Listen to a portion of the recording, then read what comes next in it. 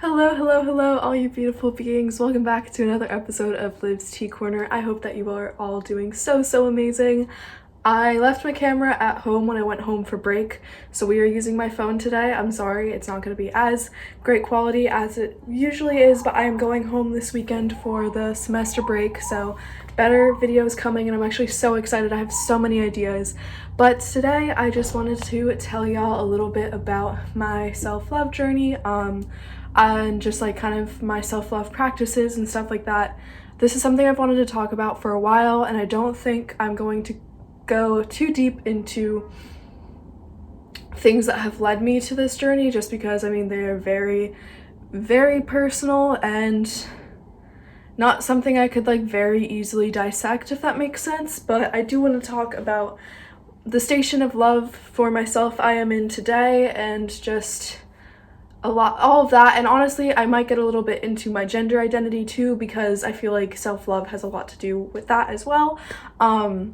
But I was never I was a very confident kid when I was little, and then circumstances led to me losing my confidence for a while and not seeing my self-worth and seeking my self-worth to be defined through the eyes of others.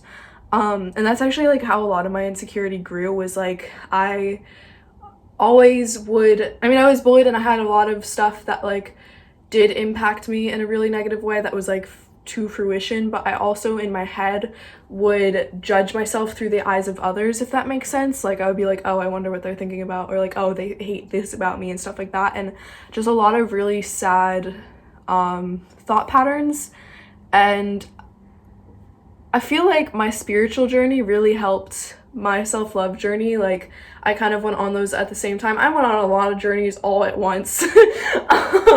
And I think that's because they're all so intertwined. Like I healed, and I'm still healing. I don't think the healing process ever ends, but I was like really working on healing from a lot of my past trauma, and like was thrown into my spiritual journey. And then through that, and just also along that, I was learning how to love myself and learning how to be alone. And I think for me, being alone helped me so much in my self-love journey, because I didn't have external influences. And keep in mind, all of these really went together during quarantine. I was quarantined for almost 2 years, so like the introspection and just like personal journey was huge during that time, and that's like mainly what I'm talking about. And so I was in solitude for 2 years almost. I mean, I had my family, but I didn't have the high school environment that really bred a lot of these insecurities and a lot of these problems. So I was allowed to be alone and figure out who I was independent from other people's perceptions. Like I know for a while, like I deleted Snapchat, never using that again. I like did not use my socials. I really just focused on myself, and I learned to love myself. And I think I've always loved myself because my higher self always loved me, and I always felt that influence. But like in the station I was for a very long time, I couldn't love myself and I didn't feel it.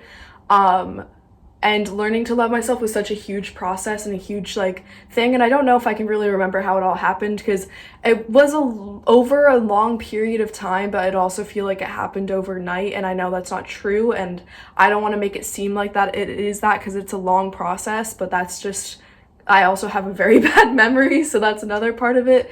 But I remember like in the beginning of it, when I knew I wanted to learn how to love myself, in moments where I was actively not loving myself or not feeling good about myself, I would like take a step back and be like, okay, what you are feeling in this moment is valid. However, it does not, like, I guess not valid. What you're feeling in this, okay, no, this is what it is. What you are feeling in this moment deserves to be felt. However, it is not valid and will not last. And that was something that got me through a lot of the mentalities I had. And I also would kind of, you know, the quote, fake it till you make it, that was something that was really huge to me. Like I would tell myself I was beautiful, like affirmations, things like that are so powerful. I would just tell myself that I'm beautiful, and like I really struggled with like body image. So when I was struggling with that, I would tell myself, you're beautiful, like your body does not define your worth and stuff like that. And like I think learning how to love myself on my own without the influence of other people is like a really huge step in everything, and learning how to love myself independent of other people's influences, and defining my worth and my self-love and just everything based on myself and no longer off of other people. And where I'm at now, like the amount of love I have for myself, like I stopped doing I stopped doing all of the toxic habits I used to do that were very self-destructive, and I'm still constantly growing and learning every single day. But even on my bad days, I have so much love for myself, and I make sure like to honor myself in everything I do. Like there's this affirmation or manifestation I use, and I can't remember it exactly, but I promised myself, can't exactly remember the first time I promised myself this, but I promised myself I would no longer make myself smaller for others, and allowing myself to stand tall and be myself and be unapologetically myself. And that is a huge thing in my self-love journey. And all of these might not seem like they're self-love, but they absolutely are.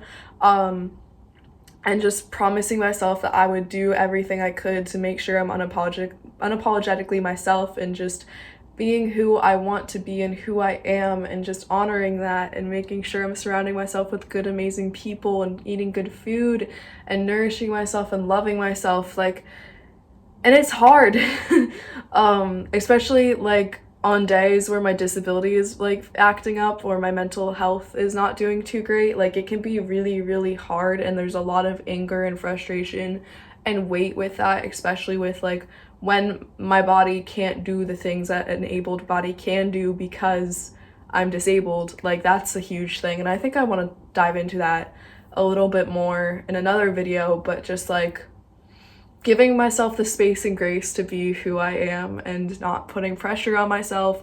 And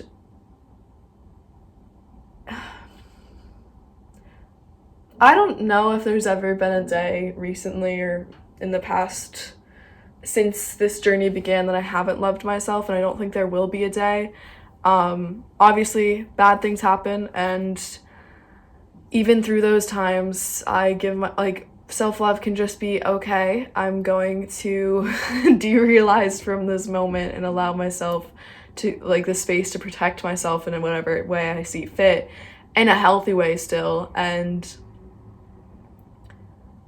just making sure I'm giving myself the space I deserve to do what I think I need to do. And I'm still learning, I'm still growing. There's so much left that I have to learn. I'm only 18, but I'm so proud of the station I'm at in life and the journey I am in my self-love journey. Like, I love myself so much, it's sometimes overwhelming, and there was a time when I was like conditioned to think I couldn't say that, and I'm still working through that, but like I was told that that was conceited, and especially because I grew up in the lens of womanhood, I was told like I couldn't love myself or say I loved myself because that was selfish, and you have to love other people more than you love yourself and stuff like that. And like realizing that's not true, and I can be a confident badass like on my own, and also learning to love myself made me love people more and love others better than I ever could before, because I have boundaries, and boundaries have allowed me to give love in a way that I've never been able to before, because it is not necessarily limited. I don't think that's the right word, but it is no longer unconditional to the point where it hurts myself. Another thing is like when you get so busy that you can't connect with yourself, it can be very upsetting. I know that like sometimes when that happens, I have to like take a step back and be like, especially like right now during finals, I've like been very disconnected like recently, just because I've been so focused on my work, and being like, just giving myself 5 minutes to meditate a day, or giving myself just a little time to have a dance party and just like feel myself and love myself and hold myself and just allow myself to be without any pressure, and prioritizing myself. I've done this practice recently, and I've developed it out of quarantine, because when I was in quarantine, I was with myself every day and devoted myself to myself every day. But like, obviously you can lose that and escape that, like when you're constantly with friends or at class and stuff like that.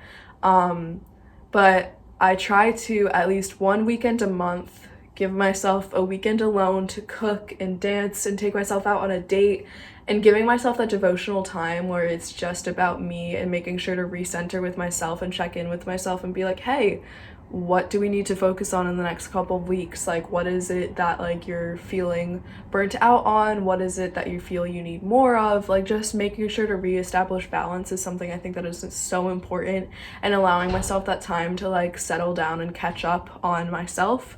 It's like returning to an old friend almost. I don't know. Yeah, I don't know. I've really cherished doing that, especially like in the city. There's so many things you can do, and just taking myself out to go get like food I love, or going on a walk. I love walking around here.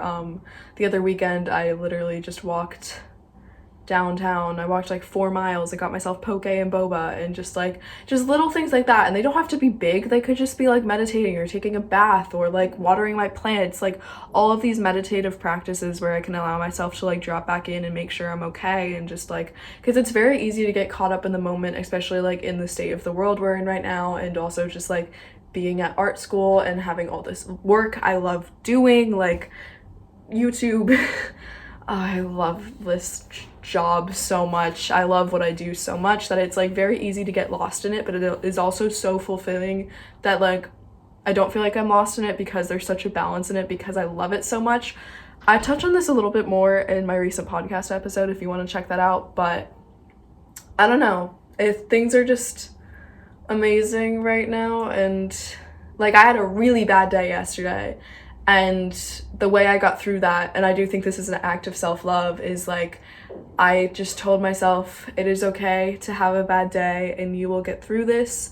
Do whatever you need in this moment to make sure you are okay, and to give yourself the space to just be not okay. And then today was a significantly better day. And I think like a huge part of that is letting me have those bad days, not like ensuring that I have a bad day, but when I do have a bad day, making sure that I have the space to feel it and to know that I will get out of it, because I think for a long time I felt trapped in those days and was worried I was never going to get out. And I think sometimes like the defensive part of my brain that still holds those memories and those like things like kind of gets worried when that happens, but like I've learned more healthy practices now to like allow myself, just knowing I'll be okay and I won't get trapped. My self-love journey, I think, is forever evolving, but I'm so grateful for where I'm at right now. And little me never thought we would make it to this point, but I also think like we also knew we could make it to this point. And I think my love is circular and ever evolving, and I'm so grateful for where I'm at right now, like mentally, emotionally, and physically. Like, I'm literally just watching the sunset over the New York City skyline. Very, very grateful for you all. I appreciate you all so, so much. Thank you for being here. If you have questions or other things you want to hear me talk about, please leave those in the comments below. It would mean the world to me. I love you. Make sure to drink some water, eat some food, and stay healthy, homies. And I'll see you very, very soon. Bye! I love you.